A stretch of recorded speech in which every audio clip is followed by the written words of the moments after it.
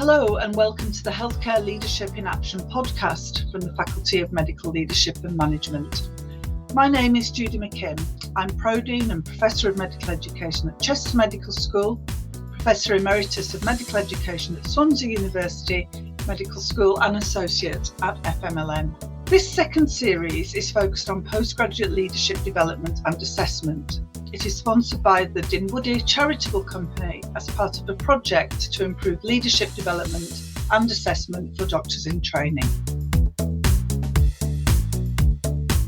Hello, I'm Judy McKimm, Pro-Dean and Professor of Medical Education at Chester Medical School. So welcome to our podcast. This is supported by the Dinwoodie Charitable Foundation and FMLM. And this podcast has a focus on differential attainment.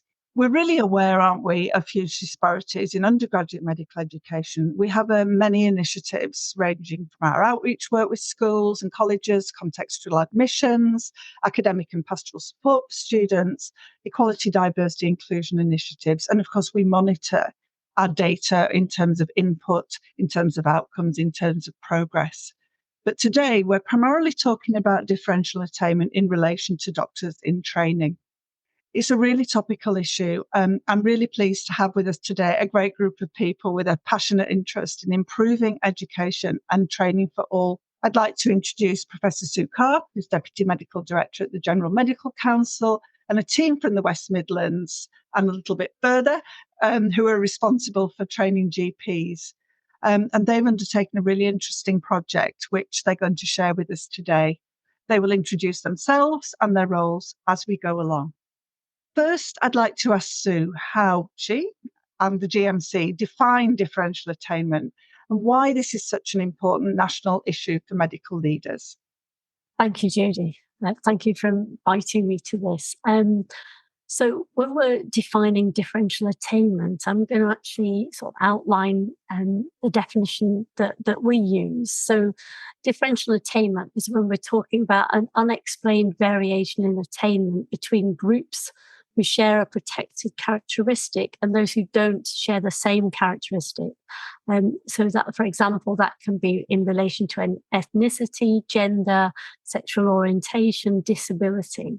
So this is not related to one particular protected characteristic. And we know now there's data from the GMC and several other organisations that there is a demonstrated statistical gap in academic and career attainment between different demographic groups of people. And that difference in attainment can accumulate and compound as people's careers progress and cause people real personal harm.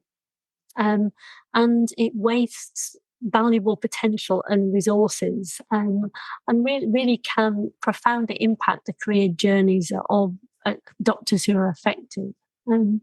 So we know, for example, that we see differential attainment in relation to education outcomes. We know that some groups of doctors perform better than others in postgraduate exams. And we know that this is a phenomenon that we see across the entire educational pathway and affects all countries, all regions, all specialties. And just to say, this is not unique to medicine. So when we look at postgraduate training, I say this is particularly been sort of demonstrated in postgraduate exams and also in ARCP outcomes where some groups of overseas doctors and UK trained doctors perform differently in exams. Thank you, Sue. That's a really good introduction, isn't it, to the approach that's been taken. And as you say, this is an international issue. We see it everywhere. And of course, culturally, different cultures, different groups, different countries, we see different patterns of this differential attainment because it's rooted in culture and society. Mm-hmm. So thank you, Sue. So let's turn to the project team now. I'll start with James, if you'd like to just introduce yourself and your role, and then you and the team are going to tell us a little bit about the initiative that you've been carrying out. Thank you. Okay, so thanks, Judy. So I'm the Associate Dean for the Black Country in the West Midlands. So that's an area of um, significant deprivation, urban-based population that we're dealing with. And we have 4 training schemes in the area, and we're looking after about 330 postgraduate doctors in training. One of 5 regions within the West Midlands, I guess. And traditionally, we've had quite a high number of doctors whose primary medical qualifications have not come from the UK. So our kind of route into trying to look at differential attainment locally in the Black Country was perhaps driven by that. And then has it kind of expanded into looking at other elements of differential attainment in terms of neurodiversity and all the other areas that Sue's already kind of highlighted. And when we looked at things, the initial thoughts, I think, locally were we need to perhaps provide some form of enhanced induction or additional support for doctors. But when we started breaking it down, we kind of came to the realization that across the whole of the Black Country, 80% of the intake of doctors at the time had their primary medical qualifications from outside the UK. And on some of our schemes, it was as high as 85 to 90%. And very quickly, when I came into the role of AD a few years ago, it kind of became clear that an additional induction probably wasn't what was needed, but actually we probably needed a cultural change and shift in the way we did things. So in terms of a kind of a leadership input, I guess that's where my involvement has been, to say, look, to sell the idea that this isn't something we just tag on. This has to be a change, fundamental change in the way that we do things at every level in our training schemes. From there, I've been really blessed to have some brilliant people around me. So actually, my GPO2 in the area, who's one of 2 deputies, Dr. Israr, who's going to be speaking shortly, I'm sure, really picked this up and ran with it, and has done a fantastic job, much better than I think I could have ever done. And alongside that, as well as at a regional level, Anil Sood came into the team as regional lead for differential attainment. And really, in terms of the actual development of what we've done, those 2 individuals have been at the core of it, and I've kind of stood and watched good things happen, I guess.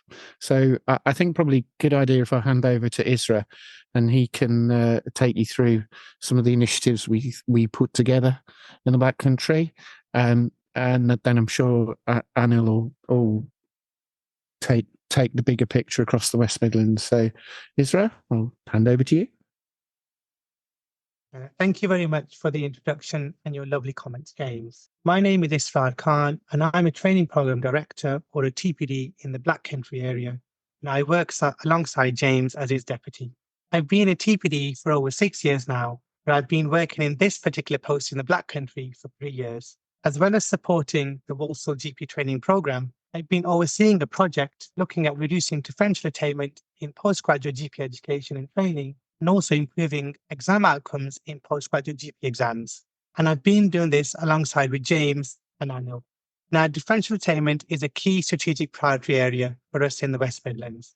Differential attainment affects different cohorts of doctors. But one group that is particularly affected is doctors whose primary medical qualification is from outside the UK. Now, James has nicely set the scene for the challenges we have been facing in the Black Country when it comes to differential attainment. I want to expand on these challenges a little bit more. Over half of our GP training workforce in the UK comes from the international community. Although this is something that we should value and celebrate, it does pose us with some significant challenges in relation to GP training and education. In the West Midlands, over 1/3 of our doctors in training are from an overseas background. And within the Black Country, this figure rises dramatically to 80%. Now, one stark statistic that comes to mind is that doctors whose primary medical qualification is outside the UK, they're 14 times more likely to fail at their first attempt at MRCGP clinical assessments compared to their UK-wide counterparts. Now, the pass rates for the Applied Knowledge Test, or the AKT, which is a machine-marked assessment, have very similar trends as well. Another stark statistic I want to mention is that the first-time pass rate for the GP clinical exams is around 87% for UK graduates, but only 36.8% for doctors whose primary medical qualification is from outside the UK. These exam pass rates and the increasing number of extensions we are giving doctors at ARCPs are cause of concerns for us. Now, we've talked about some of the issues and challenges that we've been facing. I'm now going to move on and talk about some of the important work that we've been doing in the Black Country in order to reduce and hopefully eliminate differential attainment in postgraduate GP exams. Now, in an educational and leadership management meeting between James and me, we recognized that there had to be a cultural shift and education reform in the way that we were delivering postgraduate GP education in our local BTS, running half-day release programs on a Thursday afternoon. We could not continue in the way that we're delivering GP education and training, as our focus had shifted to improving exam outcomes. The first thing we did was we set up a differential attainment working group, where we had senior representation from across all the 4 GP training programs across the Black Country. Our aims and objectives were very clear at the outset. We wanted to identify targeted educational interventions and initiatives aimed at reducing differential attainment and improving exam outcomes in postgraduate GP exams, namely the AKT and the SCA. Now, our key performance indicators, or KPIs, were very aspirational. We wanted to increase the percentage of doctors whose primary medical qualification was outside the UK at passing the AKT and the CSA at their first and second attempts. Now, we've identified that the current system of identifying trainees requiring additional support was very much of a reactive model. Trainees that required additional exam and education support were often brought to the attention of senior medical educators after having multiple exam failures. This was often very late in their training to make a meaningful difference in outcomes. We discussed moving towards a more proactive approach to delivering GP education and training right from the beginning of training. Collectively, we designed and implemented a program of early educational interventions to address education inequalities we were seeing in the Black Country.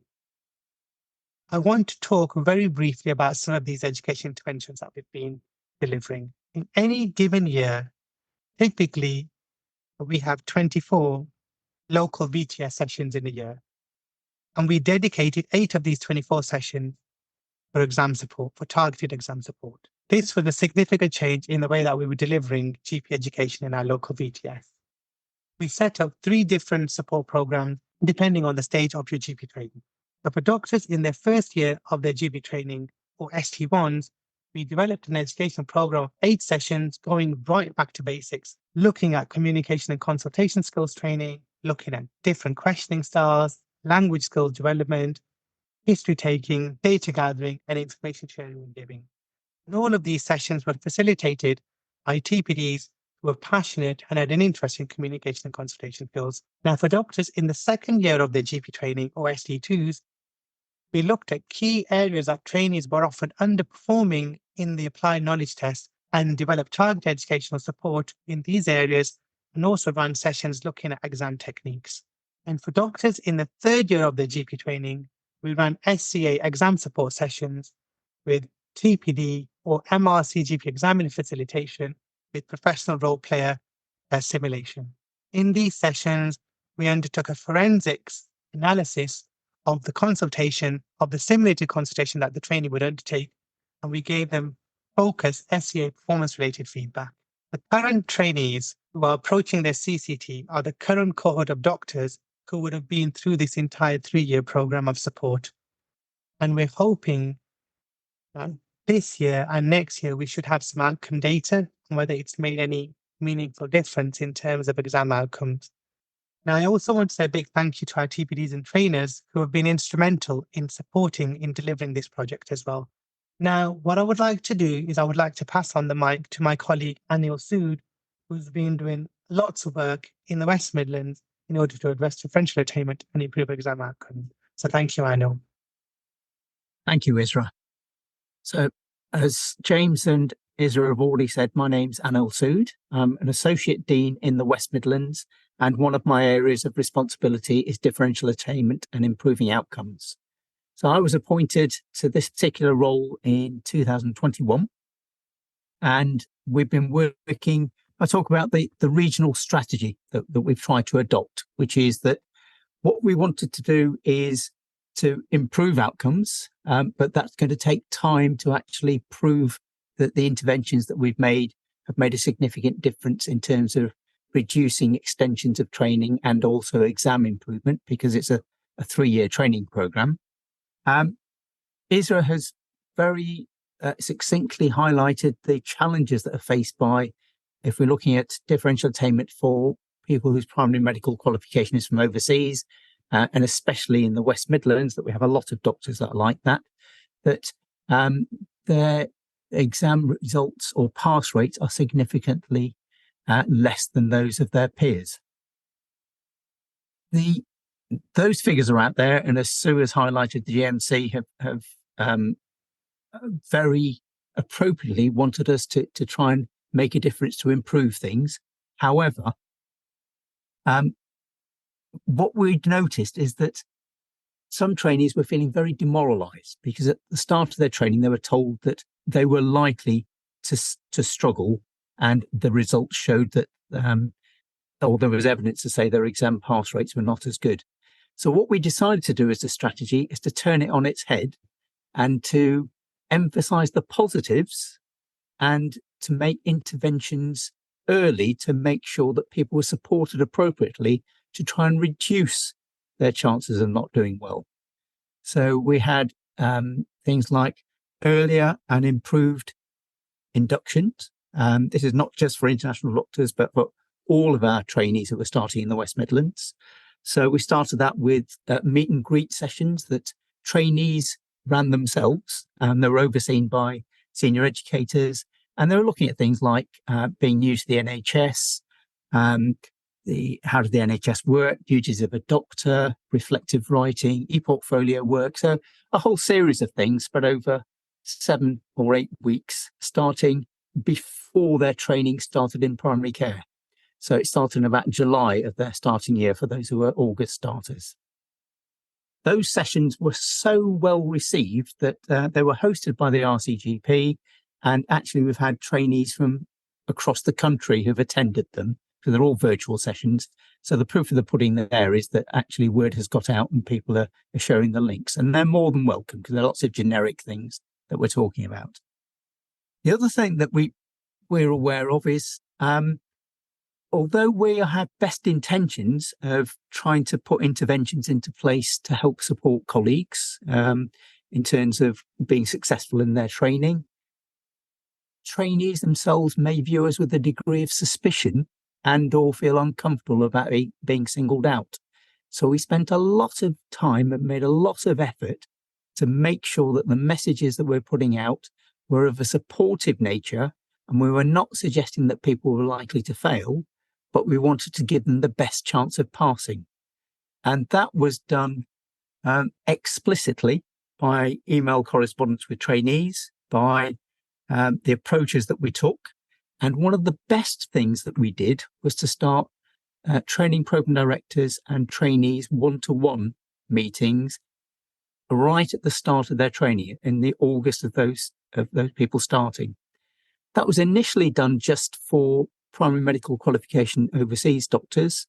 It proved so successful that we've actually rolled it out over subsequent years for all trainees. So there's a lot of valuable information that can be gleaned from those one-to-one meetings.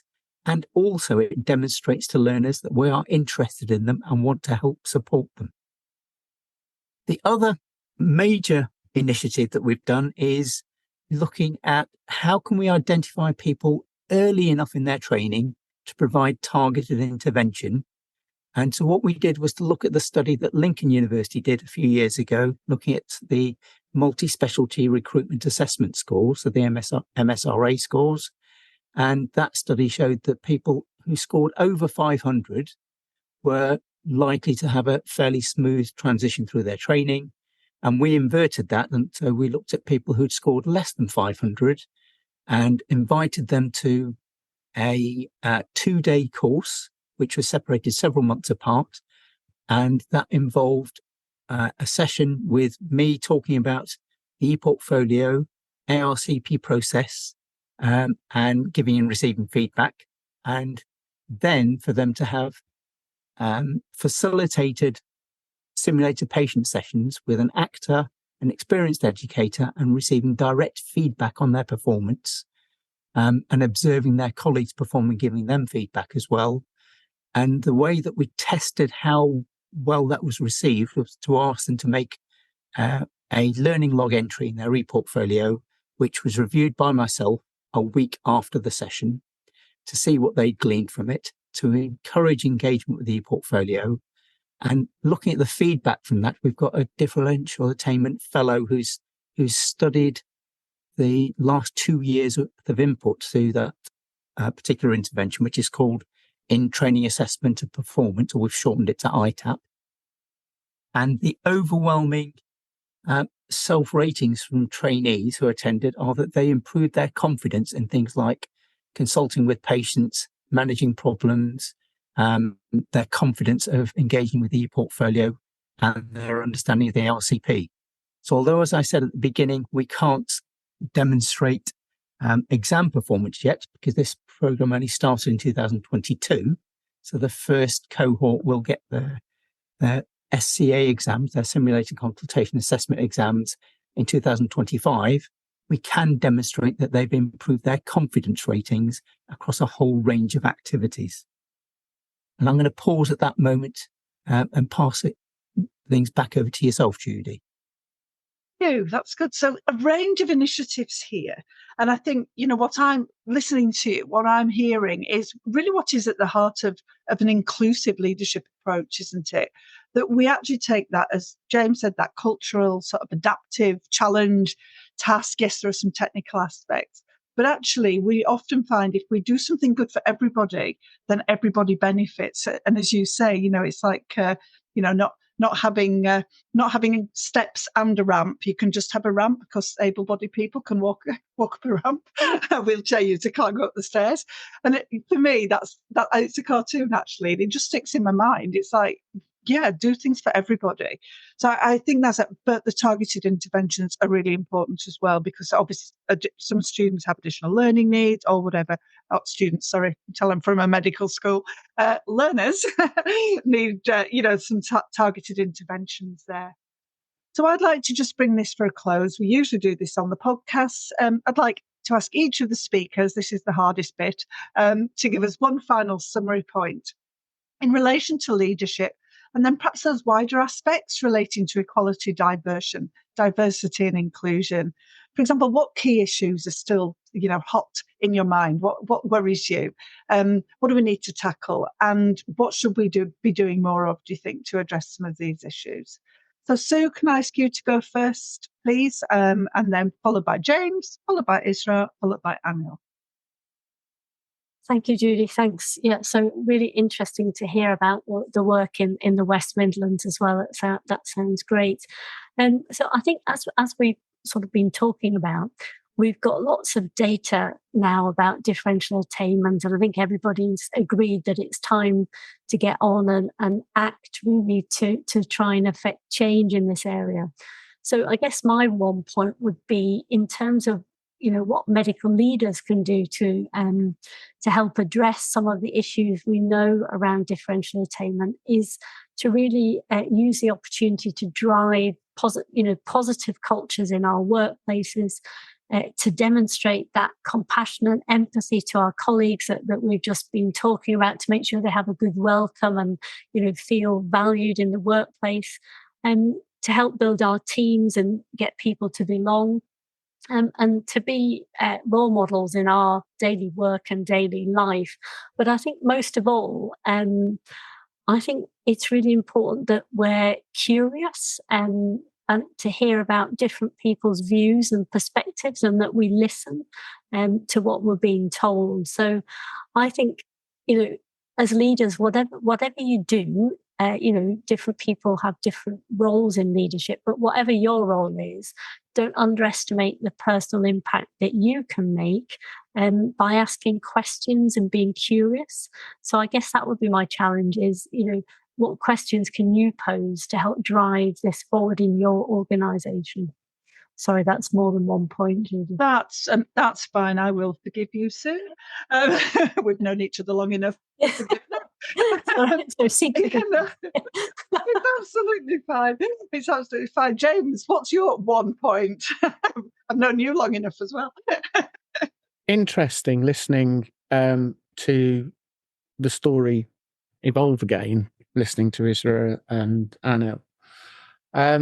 And it just took me back to moments as we've been through the start of what I think is an ongoing journey. And I was just minded that we met quite a lot of times. We met lots of support. But on occasions, we got quite a lot of,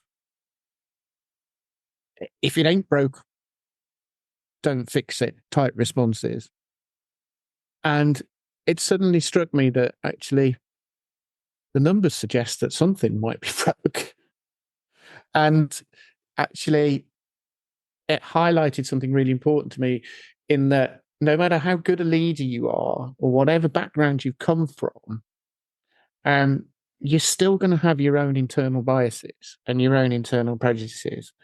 And the moment that you stop being prepared to recognize those and address those, or the moment you resist someone externally highlighting something that you have a lack of insight on in those areas, that you, as the leader, will stop the flow and change at those moments. So just to be aware that we never reach a point where we've completely cracked getting rid of bias and prejudice, but we need to keep on the journey. Absolutely do. Yeah, there are something like 500 cognitive biases. So if we crack them all, we'd do really well, wouldn't we? Mm. So, Israr, do you want to have your little nugget of wisdom? Sure. Thank you. We spend a lot of time and resources in developing educational initiatives, which often focus towards trainees and how we can support trainees. But often the educator community is often neglected, and I think we should shift some of our energy and enthusiasm in upskilling our educator community on how they can support trainees with additional needs in the workplace as well. And in terms of kind of diversity, the NHS is the largest, most diverse clinical learning environment that's ever existed. And I think that's something we should celebrate and embrace, is what I wanted to say. Thank you. It used to be the 5th largest organisation in the world, but I'm not sure it is anymore. Who knows? Anil, have you got any wisdom about your perspective on leadership and differential attainment? Thanks, Judy. Not many people have accused me of having much wisdom, but I can share my thoughts with you, which are, so I think valuing diversity will be the key message I'd like to get across. But we need to value people with different life experiences, different cultural backgrounds, different outlooks, because that is, I think, the beauty of the NHS, that it can be very adaptive, but we need to be receptive to voices that are there that may not be the same as ours. The other couple of things I was just going to say is that I can sum up what I want the regional strategy to be, which is the 3 W's, as I call it. So it's welcome, welfare, and well-being. So it's making people feel welcome, making sure that we look after them and make sure we keep checking in on them. And I think the huge gap that we've got, and Isra has pointed out about educators, and we do need to keep on working with educators. But the other thing is, if we're talking about primary medical qualification doctors, is that in order for them to function well at work, I think for our international colleagues, we need to make sure that their families are settled, and welcomed here, and they've got communities that they can tap into. Because if the home life is more settled for people, they are more likely to be able to focus on their work and their training rather than worrying about things that are going on behind the scenes. So I think that that's an area that we really do need to start looking at and working towards improving for everyone. Absolutely. Yeah, absolutely. As you say, it's, that whole thing, isn't it, about your community, your fitting in, and as you say, your family. Thank you so much for everybody. I've been practicing that listening curiosity thing. And I just think it really is interesting to think about how we think about this, and not just to channel it into thinking about exam results for a certain group. It is much more than that. Attainment, career progression, all sorts of things. We see differential attainment, particularly as in universities, with BAME or with gender differences in terms of vice chancellorships and stuff like that. We see it everywhere. But for us in medical education and medical leadership, I think we've got a big duty of care to really acknowledge. For me, I always think about previous educational disadvantage, but also sociocultural disadvantage, but also the experience people think it's not always a disadvantage that you have a second language. How fantastic is that? If you can speak 3 languages, that is a great thing, So we need to think about that continuum, as Sue said. We need to work collaboratively and think about the culture, as James said. And we really need to share practice like we've done today so that we can make a difference. So for those of you listening to us, I hope you've enjoyed the podcast and hearing from our people. And I hope it's provided some food for thought for you. And it's certainly something that we'll be looking at in other podcasts as well, just to really start to think about this. So thank you very much, everybody. Thank you for listening to the Healthcare Leadership in Action podcast. If you want to learn more about what we do at the Faculty of Medical Leadership and Management, check out our website, www.fmlm.ac.uk, or follow us on social media, X @FMLM_UK, or you can find us on Facebook and LinkedIn. Thank you to the Dinwoody Charitable Company for sponsoring this project, and to our producer, Dr. Sharia Khan, and advisor, Dr. Ray Carlson. We'll see you on the next episode.